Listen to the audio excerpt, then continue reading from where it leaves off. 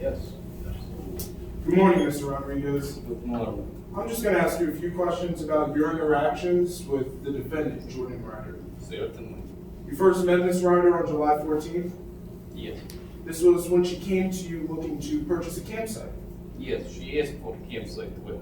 Exactly. And you explained some of the cautions of campsite 12, didn't you?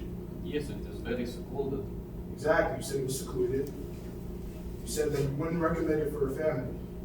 Well, I wouldn't recommend it for her and her daughter relative, yes. You also said that no one would check up on them.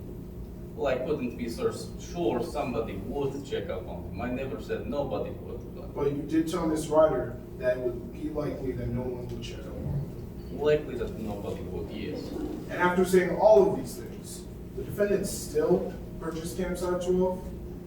Yes, she did. I get my money, I'm not going to complain. You also stated that you recommended that the defendant take Lecron Loop, Yes, it's a very nice trail. I recommend to all of you as well. but it's also a very dangerous trail, correct? Some may call it dangerous, I call it fun. Well, it's so dangerous that you've put a warning sign before it, right? Yes, I have. This warning sign includes that some parts of the trail need iron rungs to go through. Yes, I believe so. Well, let's talk about 2:30 on July 14th. You saw the defendant with Parker? 2:30, little after that, yes. In fact, during this time, you saw Parker Page was limping.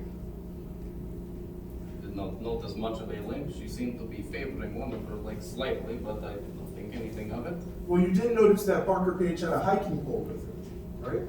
Yes, she was using a hiking stick. And despite using a hiking stick and having a limp, you saw the defendant still take Parker on this Loop trip. Yes, In fact, you heard Parker complain to the defendant about a few aches and pains. yes, I overhear her talking about something like that. She also said that she wanted to turn back. Objection, Your Honor. 801 hearsay. Your Honor, this statement's not being used for the truth of the matter, that Parker Page actually wanted to turn back, but rather that the defendant heard this and still took Parker on the trail, showing that this is being used for the effect on the listener. Objection sustained. Proceed. Well, nonetheless, after hearing Parker Page complain about aches and bruises, you saw the defendant and Parker Page on the Loop trail. Yes, I assume she was fine to keep hiking. Miss Ryder's daughter, I'm not going to interfere. You also testified on direct examination about screams that you heard. Yes, I hear two screams. The first scream was at 4:30 p.m., Give or take, yes. but the second scream was just a few minutes after that. Well, you see, Electron Loop is long trail. I was almost back to my cabin, so it was quite a long way, but it was a little bit after, yes. But you did hear a second scream, correct? Yes.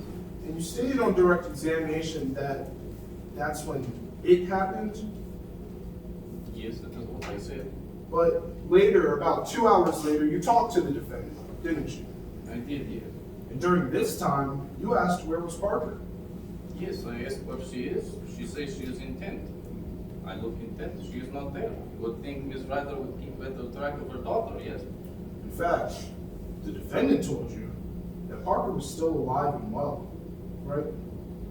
I believe she says something like that, yes. But as you stated, you didn't see Parker inside the tent. Yes, that is what I just said, yes. In fact, you didn't see Parker at the campsite at all during this time. Now that you say that, no, I did not see her at all. No further questions at this time, Your Honor. No redirect, Your Honor. I ask that my witness be able to step down.